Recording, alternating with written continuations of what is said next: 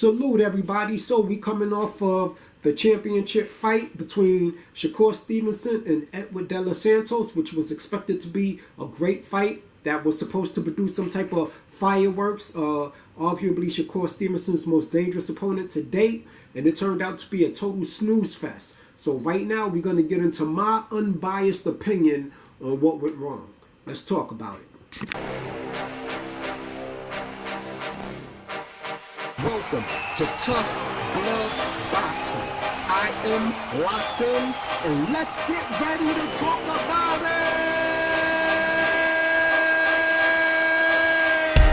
it! What's good, everybody? So listen, man, thank you for taking the time to check out the content. As always, go ahead and hit the like button for your boy. If you're new to the channel, I welcome you to subscribe, become part of the Tough Glove family. We're a small family, but we're a strong family, and we're growing every day. You know, over here we give it to you unbiased, Tough Glove Boxing, true unbiased fight fan, which is my name. And so we're coming off of the championship bout between Shakur Stevenson and Edwin De Los Santos, and it did not go as expected. As you know, I've done content on this, who is the real danger leading up to it, right? Giving Edwin De Los Santos, letting you guys know who he was, because a lot of people simply didn't know who Edwin De Los Santos was. So I went even as far as maybe earlier in the week, I did a complete breakdown of his style and who he was to familiarize people of how dangerous of a fight this was for Shakur Stevenson. Now, a lot of Shakur Stevenson fans and boxing fans alike, they expected Shakur Stevenson to possibly stop Edwin De Los Santos late in the fight, but they definitely expected him to win the fight, which he did do. So congratulations to Shakur Stevenson on becoming a 3-division world champion. However, it did not look the way we all expected it to look, partly because a lot of people didn't know who Edwin De Los Santos was and what his capabilities were. So they were kind of shocked that Shakur was having so much issues, and they were actually shocked at his ability in the ring as well. His athleticism, his quickness, and his display of power, as you can see from Shakur Stevenson's being reluctant to engage too much.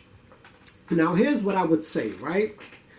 You know, I let the fight, you know, I watched the fight, watched the post-fight reactions, you know, looked at a couple of the YouTube, you know, looked at some of the content from the YTBC community to see, kind of gauge how people felt about it. And there's a large consensus saying that Shakur Stevenson got exposed. Shakur Stevenson is a fraud. Devin Haney's even come out to call him a bum. Some other fighters, you know, said that the fight was very boring. Shakur Stevenson himself admitted that it was not a performance that he wanted to get congratulated on. He admitted that he did let his fans down, as well as his mentors and himself. He didn't really want to give too many excuses. He alluded to the fact that he didn't feel well, which can happen. You know, sometimes on the job, we don't feel well. We still got to do what we got to do, right? But he didn't want to take anything from Edwin De Los Santos. He did give him his props, saying he was a good fighter. Now, there's some things that I want to talk about that I noticed during the fight, okay? Now, Shakur Stevenson really did not give us the performance we expected, right? This was one of those opponents that was supposed to make him rise to the occasion, or so that we expected. What it actually did was revert him back to his pre-engagement days, where he was primarily defensively minded. Now, with that said, he did give a lackluster performance, okay?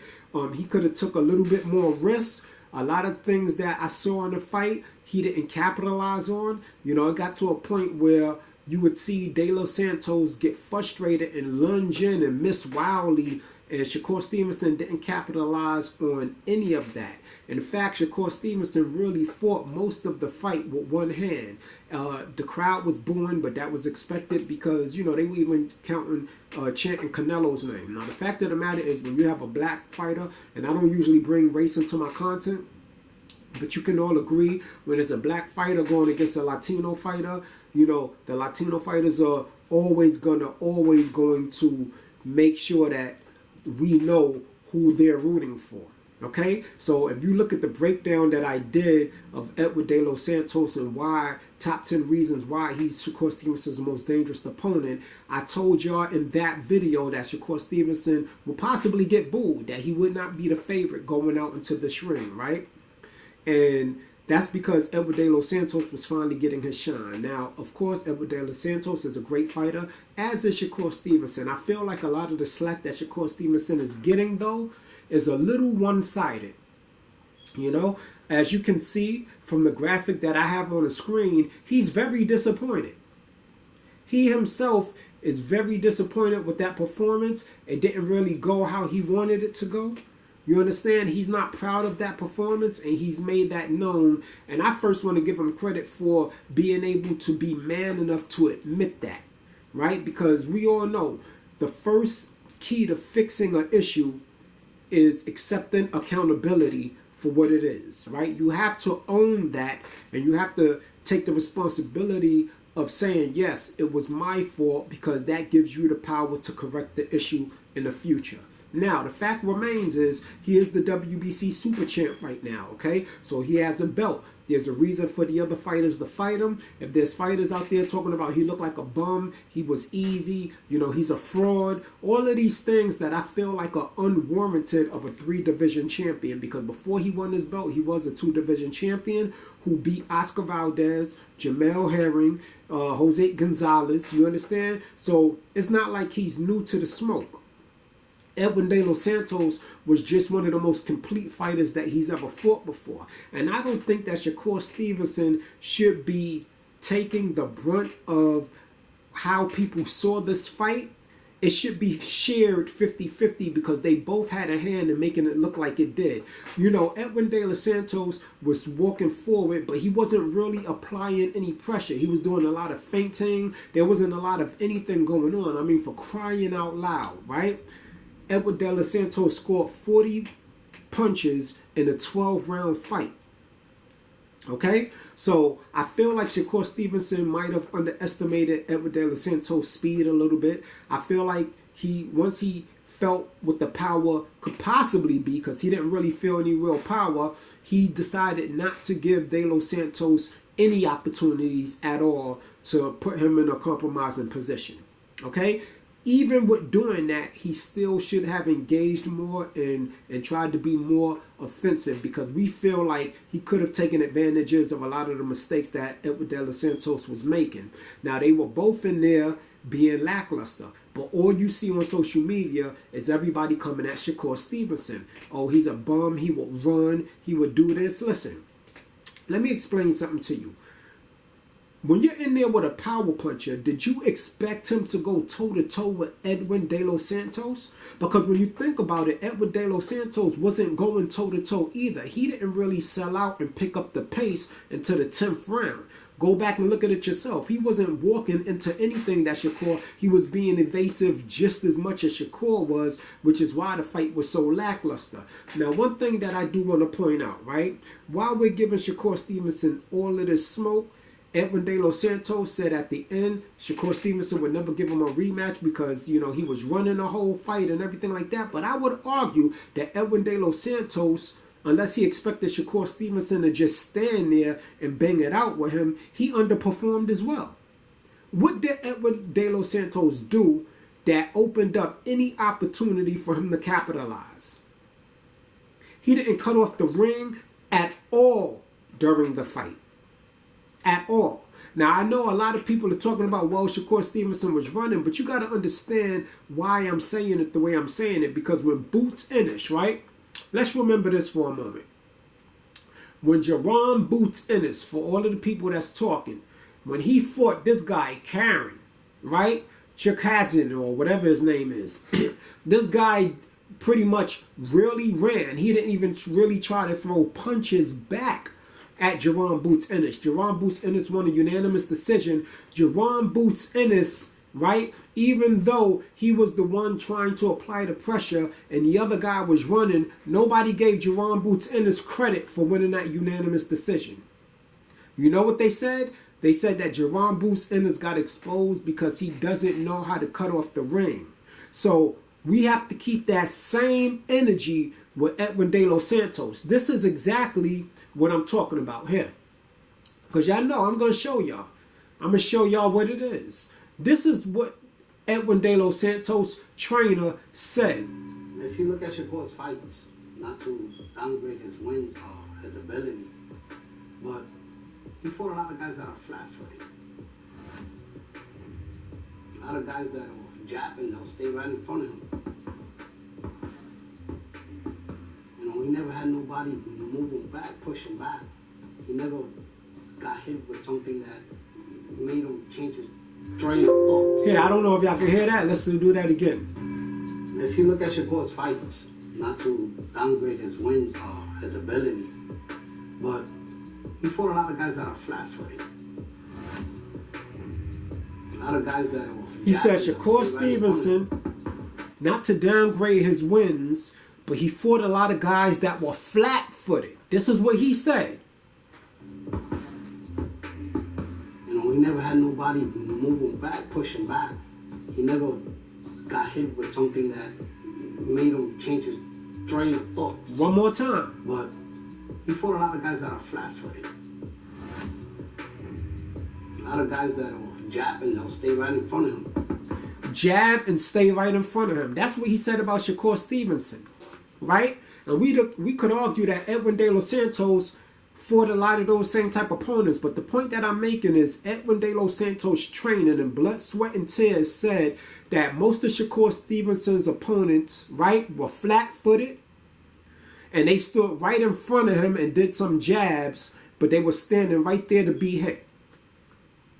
So now, did Edwin De Los Santos, was he not in the ring with somebody who was fleet-footed and not flat-footed? So what happened? If Shakur Stevenson stood there and fought a lot of fighters that he was supposed to beat because they stood in front of him and they were there to be they were there to be hit. Explain how Edwin De Los Santos is not held to the same standard. He had somebody who wasn't there to be hit, so why couldn't he solve the problem? Why couldn't he cut off the ring? Like everybody criticized Boots Ennis for. Like everybody criticized Teofimo Lopez. And I was one of the people who criticized Teofimo Lopez for his performance with Sandor Martin, right? Because I said he didn't cut off the ring. Everybody said Sandor Martin was running. But y'all not giving Teofimo Lopez the same energy y'all giving Edwin De Los Santos. Edwin De Los Santos did nothing special in this fight except get frustrated. Of course, if Shakur Stevenson stands there in a pocket with him and they bang it out, bang, rock'em, sock'em style, he's more than likely going to knock Shakur Stevenson out.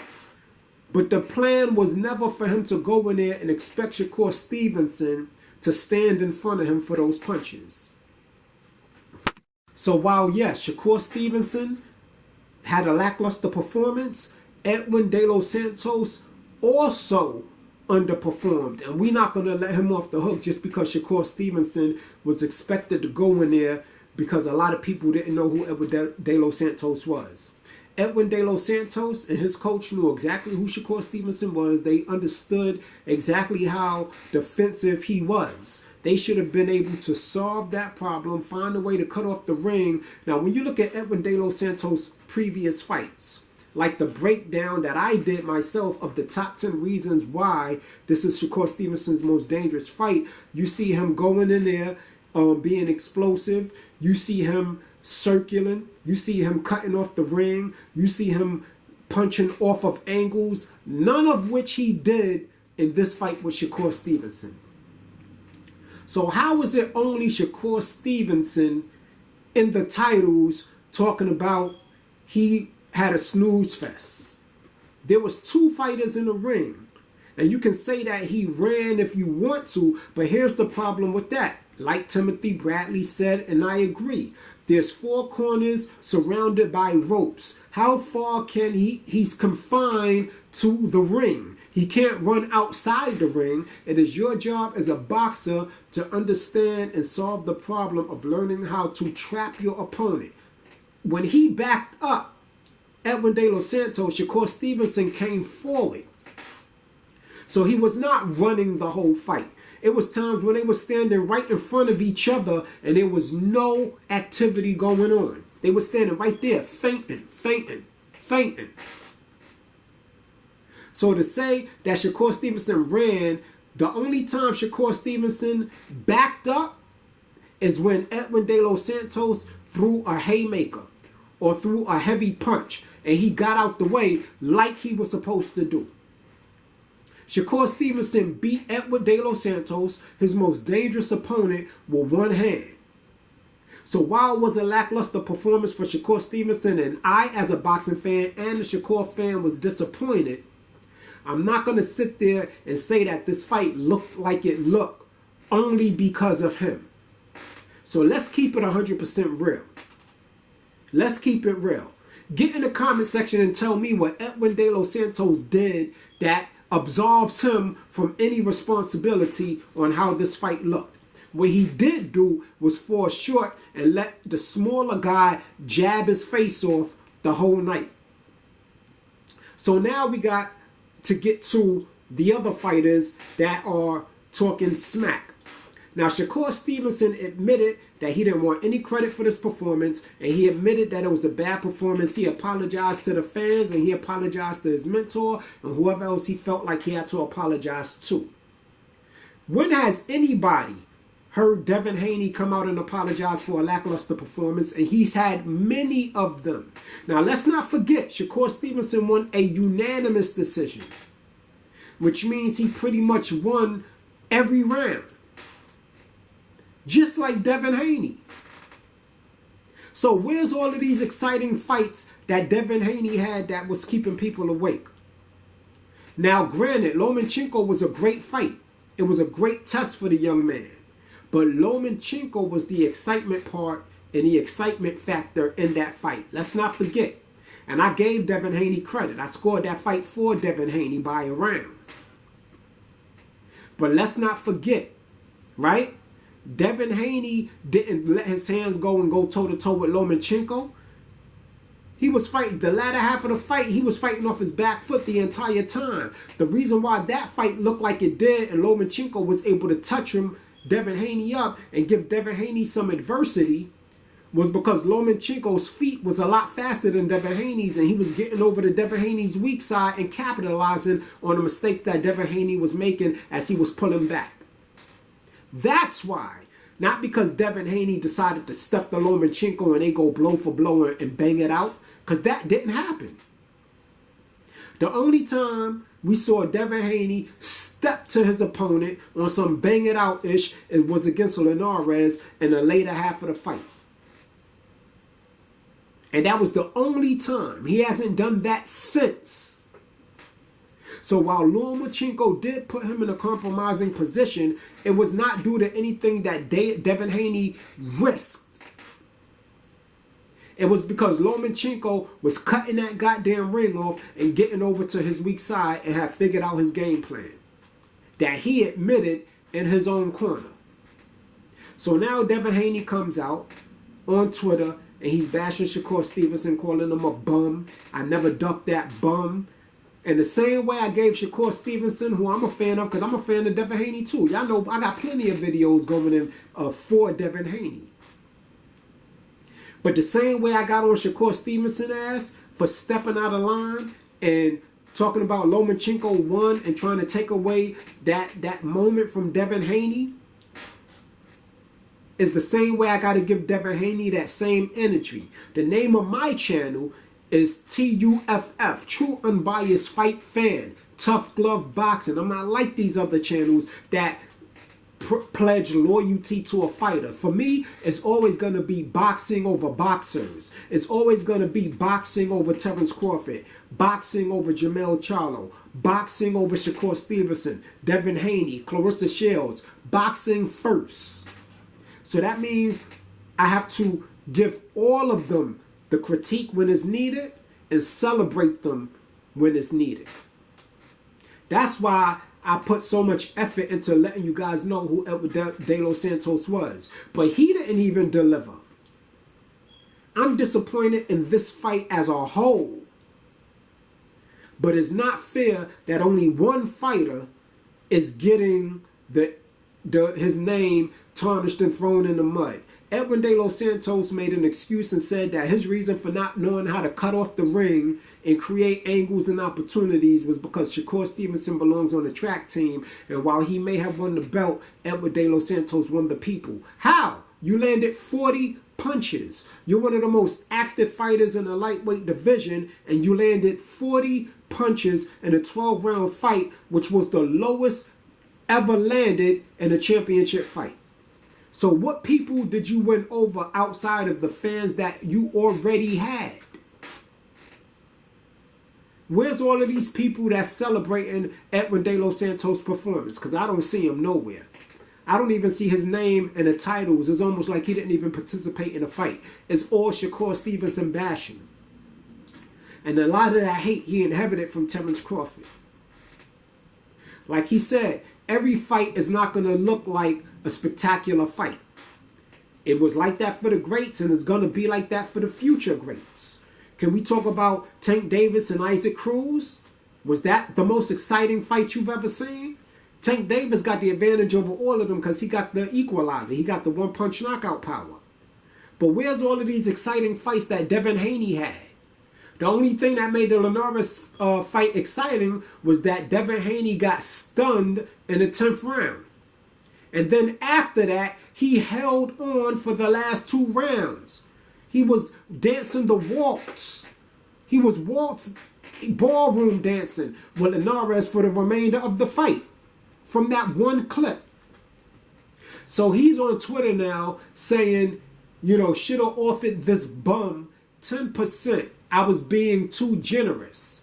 And one thing that I loved that shut his mouth up real quick was when Tank Davis came out and said, that's the same offer I'm going to give you, son. Devin Haney, nothing else to say after that. He didn't even respond to Tank. Or did he? Because I can't find it. You know how Tank be tweeting and taking down his tweets. But anyway, that's what Tank Davis said. And we all know 10% of a Tank Davis purse is going to be more money than Devin Haney ever made, just like he said to Shakur Stevenson. So now he put his foot in his own mouth and Tank called him out on the bullshit. Since he's a bum, Shakur Stevenson, a 3-division world champion, took all of his belts from champions with the exception of this one, right? He's a bum. I don't agree with that. Just like I wouldn't let nobody call Devin Haney a bum, I'm not letting nobody call Shakur Stevenson a bum. Right? Because you got to remember, Shakur Stevenson won this title and became a 3-division world title champion. In the same manner, Devin Haney became an undisputed champion at 135. Who's rewatching Devin Haney and George Kambosos, the first fight? Who's rewatching that? What rewatch? I haven't even seen that fight since it happened. So they talking about that, and George Kambosos, he damn near had to drain himself into a skeleton to get down to that weight. George Kambosos Jr. was not even known as a puncher, and Devin Haney fought that fight with a jab the whole night, off the back foot with a jab, some occasional hooks. But Shakur Stevenson is a bum. Right? Rolly, he don't even need to talk. He really don't. He's only a champion because of the PBC. Robbing an old man that was whooping on his ass. That's it. Rolly Romero has accomplished nothing in the sport of boxing. Nothing. He arguably has 2 losses. His first fight, he lost. Go look at it. Show me where he won at. That's why he makes a joke of it. I lose, I win even when I lose. Yes. But it's only a matter before he get in there with a real fighter and get exposed like he did with Tank. I mean, you got put to sleep. So was Shakur Stevenson supposed to go up against a power puncher the way you went up against Tank? Just run right into a shot and go to sleep? Night, dear legs. I don't get Rolly talking ish. He's arguably the least successful boxer champion we've ever had. I'm just being real. And I get it. There's a lot of pro Devin Haney channels, right, that don't like Shakur Stevenson. And some of them I mess with. Like, I watch 78 Sports TV. But how could he even entertain and call Shakur Stevenson a fraud? Because I want to ask y'all a question, and especially for the Edwin De Los Santos fans. If that would have been Devin Haney instead of Shakur Stevenson, how does that fight look? Does it look any different? Do anybody see Devin Haney step into Edwin De Los Santos in an all-out brawl? Or do they see him fighting off the back foot using his jab and getting the hell out of dodge when he can? The problem is, eventually Edwin De Los Santos would have caught up to him because Devin Haney don't got the fastest feet. You can cut the ring off on a Devin Haney. You can't cut the ring off on a Shakur. He's one of the most defensive fighters in the game, arguably the least hit fighter in the game. That's just what it is. So we got Devin Haney, Kambosos 1, snooze fest. Devin Haney and Gamboa, snooze fest. Devin Haney and Jojo Diaz, snooze fest. First time standing in the pocket was the last, 6 through 10 rounds of Jose Linares. He gets clipped and starts ballroom dancing with Linares the whole rest of the fight. Was he not trying to survive? Lomachenko, which was a great fight. I love that fight because to me, Devin Haney did show his mettle because he went through the adversity, but not because of anything he risked. It was Lomachenko who put him in that situation to go through that adversity. Being that he had the slower feet and you can cut the ring off on him and he gets stuck in a corner. It wasn't because he did something that was so skillful. There was actually comments under his post talking about, yeah, but Devin Haney would have let his hands go. When? When have y'all seen Devin Haney throwing 3-4 punch combinations letting his hands go? The last time he tried that shit, he ended up ballroom dancing with Linares. That's a fact. He threw like a 4 or 5 punch combination. They both threw their combination at the same time. He came out on the worst end of it. Linares is a 135 pounder. And so because he said that, now he's going to have to keep that same energy with Regis Prograis, who is known to have power in both hands and be an awkward, soft-paw fighter. So now, since Devin Haney called Shakur Stevenson a bum for fighting off the back foot and winning the fight with his jab, a unanimous decision, that means when Devin Haney gets in there with Regis, in his hometown, he going to step to Regis and give us the performance that Shakur Stevenson and Edwin De Los Santos didn't. Or is he going to be fighting off his back foot until he get trapped, like in most of his fights? It's the hypocrisy for me. It's the switching up of the energy. I see a lot of you niggas switching energy like a faggot. Because you want to bash Shakur Stevenson. And I think that's weak. I think that you're not really being unbiased. And that's how it's easy to know what fighters have you in their pocket. Ain't no fighter have me in my pocket. I don't do this to get interviews. I do it because I love boxing and I'm going to give you my perspective on it. So yeah, Devin Haney has to keep that same energy with Regis Prograis. And then since he should have offered Shakur Stevenson 10%, let's see how he handles negotiations with Tank Davis. Because he already came out and said that, look, I'm free after the Regis fight if you want that smoke. That's what he told Tank Davis. I'm free after December 9th, so he ready to make that fight. So there should be no reason when he get that contract for him to say no to that fight. Right? Somebody get in the comment section and list all of Devin Haney's exciting fights that weren't snooze fest. Right? Somebody get in the comment section and let me know. And see, this is why a lot of people don't like Devin Haney. And I am a Devin Haney fan. I like Devin Haney. You can scroll through my content. You'll see high praises of Devin Haney. But I keep the same energy for everybody. I gave Shakur Stevenson that smoke when he tried to issue on Devin Haney. And I'm going to give Devin Haney that same smoke for trying to issue on Shakur Stevenson for having a lackluster night. Which all of them have had. All of them.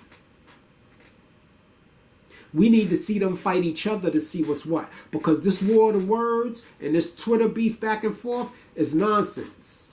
Edwin De Los Santos can say Shakur's about that Twitter game all he want. But the fact is, the name of the title that I had when I did that breakdown video was, is Edwin De Los Santos, right, strong enough or smart enough to crack boxing's most difficult code, the Shakur Stevenson defense. And guess what? He could not crack the code.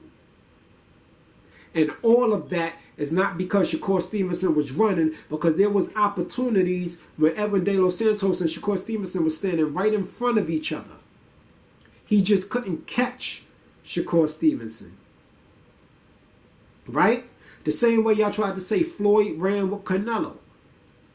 When Floyd was standing right there with Canelo. It's just that Canelo could not catch Floyd. He was too slick.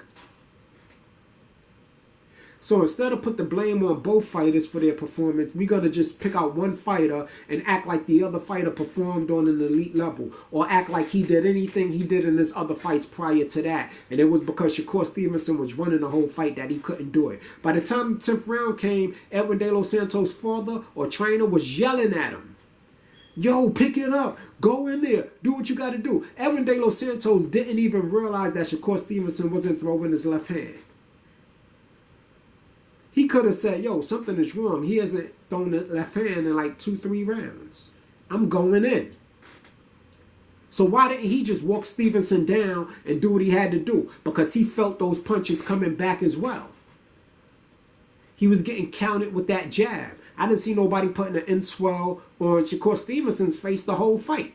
I saw them putting an in-swell on Edwin De Los Santos' face. And I rock with Edwin De Los Santos. That's why I gave him the shine I did on my channel. Look, you can see top 10 reasons why Edwin De Los Santos is Shakur Stevenson's, right, most dangerous fight to date.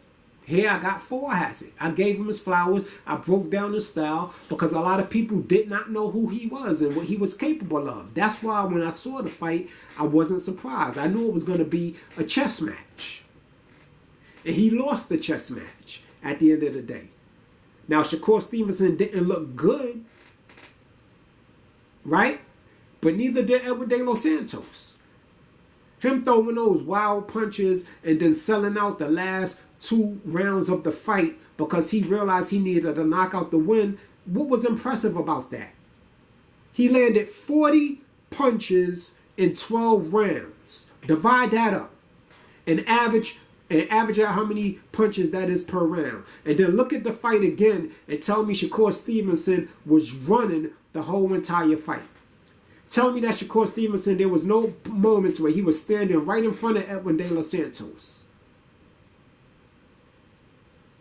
Edwin De Los Santos did connect a couple times. What happened? Shakur didn't go down. But to act like, you know, he's this person who just, you know, like it was a Jerome Boots Ennis situation, and y'all didn't give Jerome Boots Ennis any credit for that victory, but that guy literally ran the whole time. At least with Sandor Martin, he dropped Teofimo Lopez twice, was jabbing his head off. He was just doing it off the back foot. But nobody said, you know, I didn't give Teofimo Lopez, and a lot of people didn't give Teofimo Lopez that same smoke.